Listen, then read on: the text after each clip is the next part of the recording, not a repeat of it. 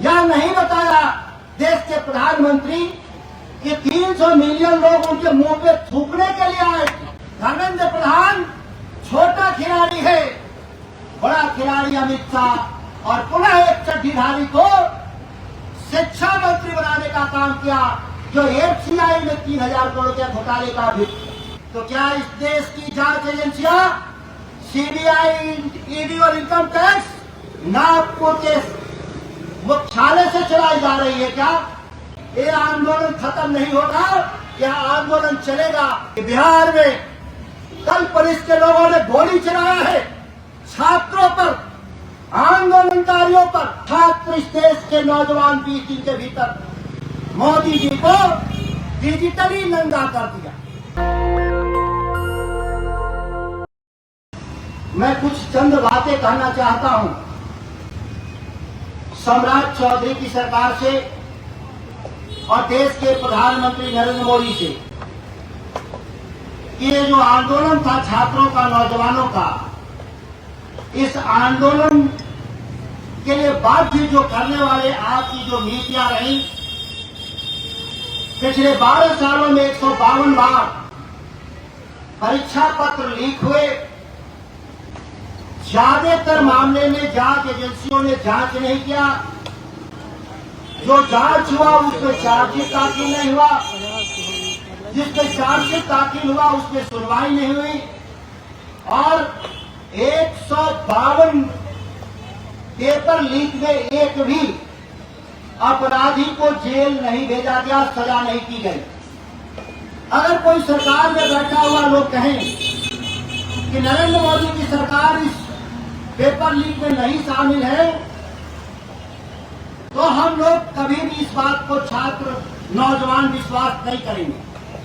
मैं मानता हूं कि विपक्ष के रूप में भी हमारी भूमिका, जो मजबूत भूमिका होना चाहिए था, वो नहीं था।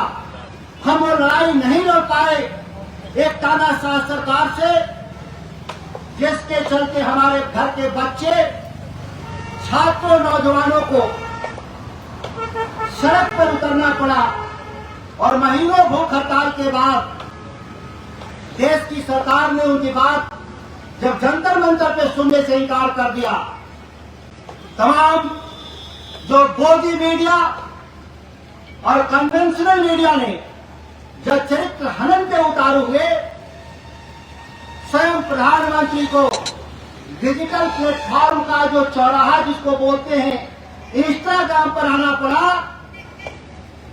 तो 300 मिलियन कुछ संख्या जैसा वो कह रहे थे कि मुझे देखने आया था।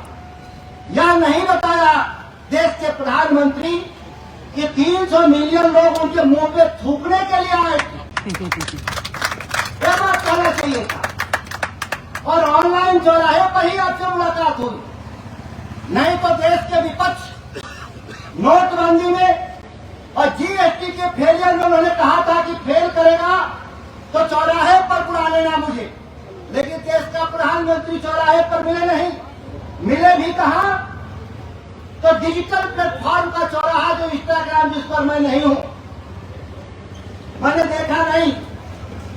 और 300 मिलियन लोग दुनिया भर से इस देश के प्रधानमंत्री को थूकने के लिए आए।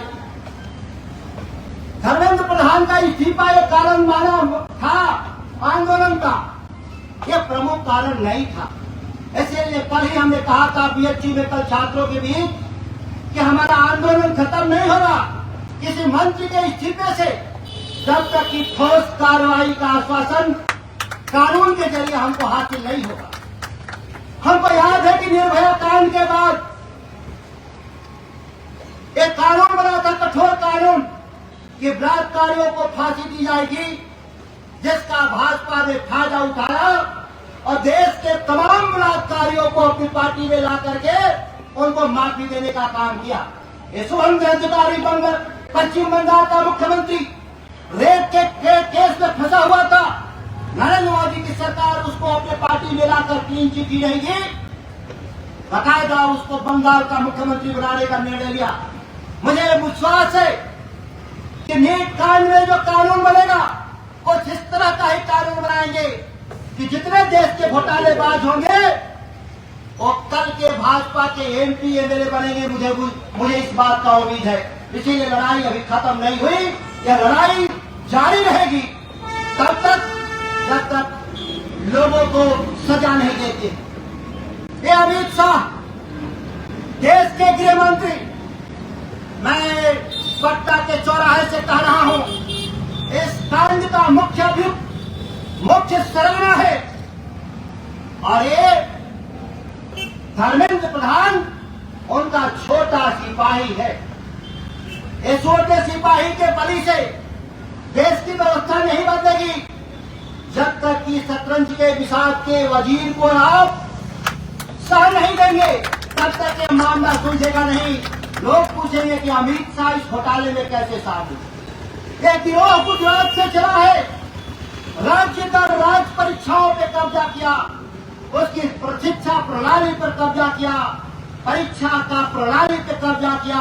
वो गिरोह केतन मेहता जो एमसीआई का चेयरमैन होता था, वो आज अमित शाह का राइट हैंड होकर पूरे देश के सारे परीक्षा एजेंसियों को कब्जा करके सारे सीटों को बेचने का काम किया।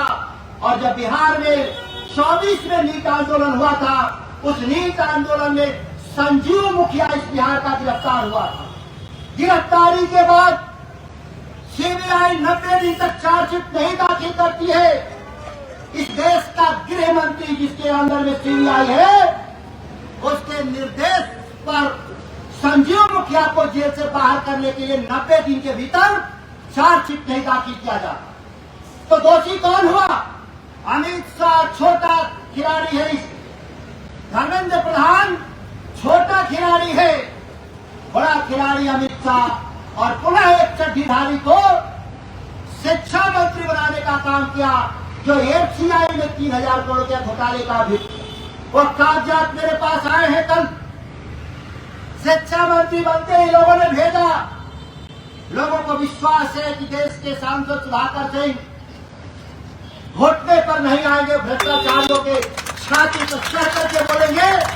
मैं यहाँ आज इस सभा के जरिए जो बात बोल रहा हूँ, प्रेस कॉन्फ्रेंस के जरिए, मैं दिल्ली में कल सदन चलेगा, कल या परसों में मैं प्रेस कॉन्फ्रेंस करूंगा और बताऊंगा कि चड्ढीधारी मंत्री जो बना है शिक्षा मंत्री, ये पहले ही से घोटाले में आतंक डूबा है।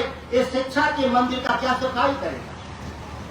जब राम के मंदिर को इन्होंने नहीं छोड़ा, राम के मंदिर को लूटा, गजनी शायद कुछ बार लूटा था, इन लोगों ने तो देश के सभी मंदिरों को सैकड़ों बार लूटा, रोज लूटा।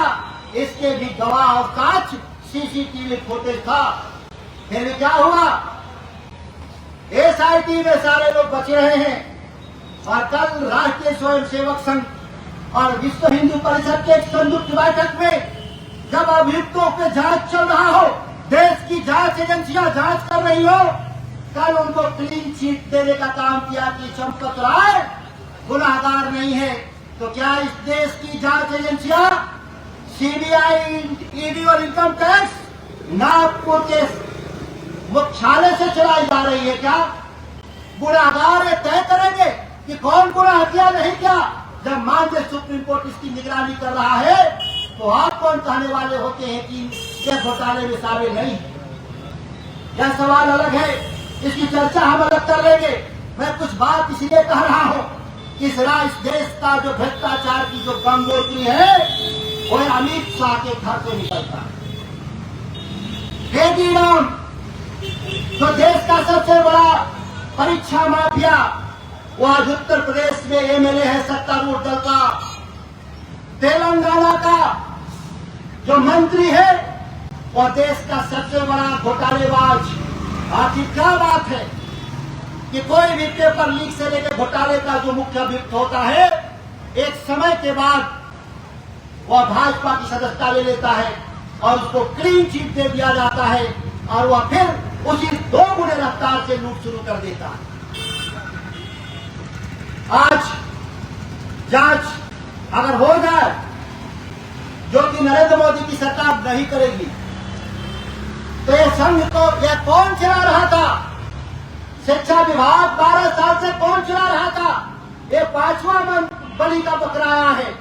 इससे 4 पहले शिक्षा मंत्री प्रकाश जावड़ेकर, स्मृति ईरानी, निशंक पोखरियाल और धर्मेंद्र प्रधान का इस्तीफा होकर के राजनीति के बियाबान में चले गए और 5वां बलि का बकरा एक केंद्रीय मंत्री बनाया गया, जिस पर एक गंभीर आरोप है भ्रष्टाचार का, और इस विभाग का सचिव बनवाया गया है।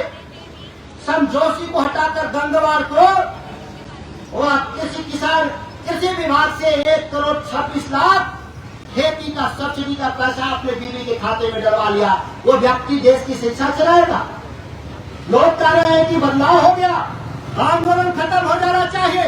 नहीं, ये आंदोलन खत्म नहीं होगा। यह आंदोलन चलेगा, इसलिए चलेगा, क्यों चलेगा कि बिहार में कल पुलिस के लोगों ने गोली चलाया है छात्रों पर, आंदोलनकारियों पर, और कहा गया है सुप्रीम कोर्ट के द्वारा और देश के कानून में लिखा हुआ है कि कोई भी आंदोलन में पुलिस हथियार बंद नहीं जाएगी और हथियार का इस्तेमाल नहीं होगा। अधिकतम बल प्रयोग, वाटर कैनन, लाठी और टीयर गैस इस्तेमाल होगा। लेकिन दिल्ली में आतंकवादियों पे पैलेट गन का इस्तेमाल किया गया और एक बच्चा, उसमें मौत भी हुई पैलेट गन से ऑपरेशन के दौरान। और पटना में, बिहार में, जहानाबाद और सीवान में AK-47 से छात्रों पे गोली चलाया गया। एक कैसा सरकार, कैसे लोग जो अपने ही लोगों पे, निहत्थे लोगों पे गोली चला रहे हैं। और प्रधानमंत्री ने कहा था कि जब समझौते में कि जहां जहां पुलिसिया जुर्म हुआ है उसकी निष्पक्ष जांच करा करके पुलिस पदाधिकारियों पे हम दंडात्मक कार्रवाई करेंगे।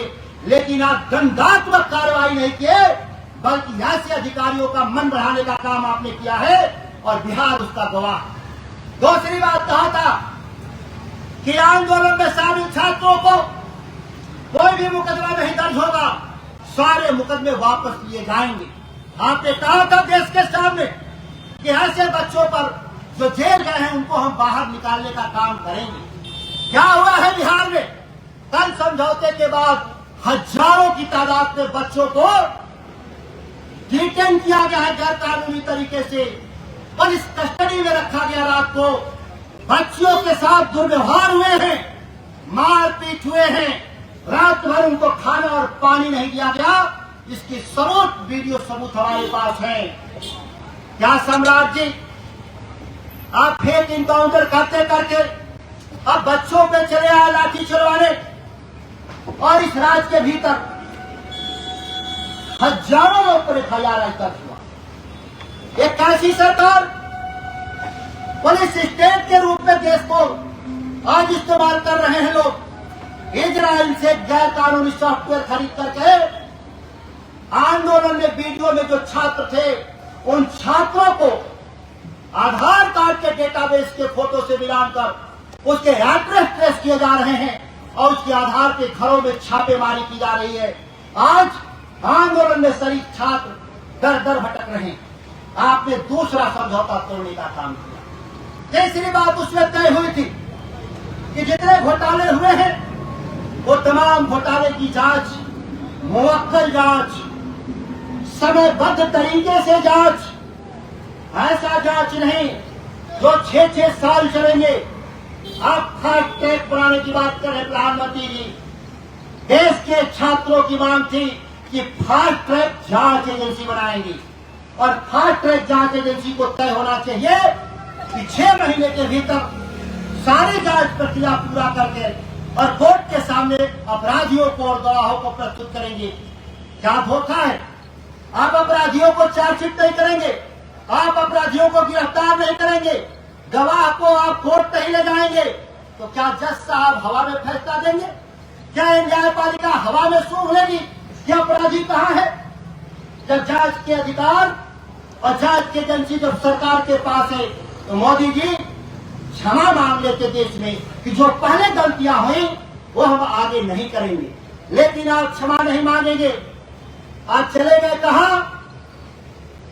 रेल बनाने वाले इंस्टाग्राम के चौराहे पर और इस देश के छात्रों ने, नौजवानों ने आपका इंस्टाग्राम पर रेल बना देने का काम किया, उनको बहुत बधाई देती। जो देश का विपक्ष नहीं कर पाया, जो देश की गोदी मीडिया नहीं कर पाई, वो छात्र इस देश के नौजवान 20 दिन के भीतर मोदी जी को डिजिटली नंगा कर दिया। कपड़ा जरूर पहने हैं, लेकिन वो दिखाई कैसे दे रहे हैं?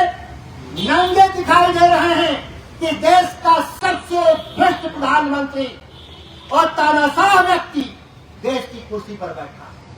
और वो आदमी गृह मंत्री बनने के बाद इस देश के सेना का, देश के पैरामिलिट्री फोर्सेस का मनोबल गिरा दिया और अपने ही देश के नागरिकों को प्रभावित करता है, उकसाता है गोली चलाने के लिए। जो हमारी रक्षा के लिए बने थे, जिनकी नियुक्ति रक्षा के लिए बनी थी, आज वो लोग भक्षक के रूप में खड़ा करने का अमित शाह ने जो एक षड्यंत्र रचा, वह अनरिपेयरेबल लॉस है। ये भारतीय लोकतंत्र, भारत की लोकतंत्र दुनिया के लिए उदाहरण माना जाता था, जो अपने नागरिक अधिकारों के लिए मानी जाती थी, सामाजिक कल्याण के लिए, वो आज दुनिया की सबसे कुख्यात पुलिस का नेतृत्व करने वाली सरकार बन गई, जो समाज सेवियों को, एक्टिविस्ट को, आंदोलनकारियों को नक्सली, कभी खालिस्तानी, कभी पाकिस्तानी, कभी CIA का एजेंट बताने में ही पूरा दिन बीत जाता है और अपराधी मौज कर रहे होते हैं। मौज का देख लीजिए, संजीव मुखिया नालंदा का शायर है, उसी में कोई जगह वो उसके घर के रोड में लेने का चुनाव लड़े, सत्ता पक्ष के द्वारा। ऐसे माफियाओं का मन नहीं बढ़ेगा तो कैसे बढ़ेगा?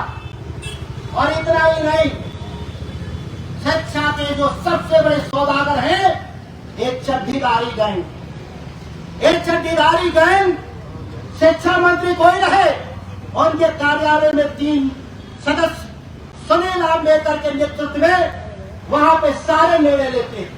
मेरे पास स्पष्ट जानकारी है कि बहुत सारे फैसले में धर्मेंद्र प्रधान की सहमति नहीं थी और सक्षम प्राधिकार से अनुमति प्राप्त करने के नाम पर एक संवैधानिक भाषा है कि बिना मंत्री के आदेश का ऐसे आदेश निकाले गए जो धर्मेंद्र प्रधान को भी फंसाया और देश के शिक्षा व्यवस्था को भी ध्वस्त किया। ये सक्षम प्राधिकार कौन है? वो देश का गृह मंत्री अमित शाह सक्षम प्राधिकार है, जो सीएम कमेटी ऑन मिनिस्टर, पहले सरकार नोटिफिकेशन बनाती थी ग्रुप ऑफ मिनिस्टर, और सरकार क्या बनाती है? CM committee on minister. वो तय करेगा कि देश में और किसके नेतृत्व में बनता है।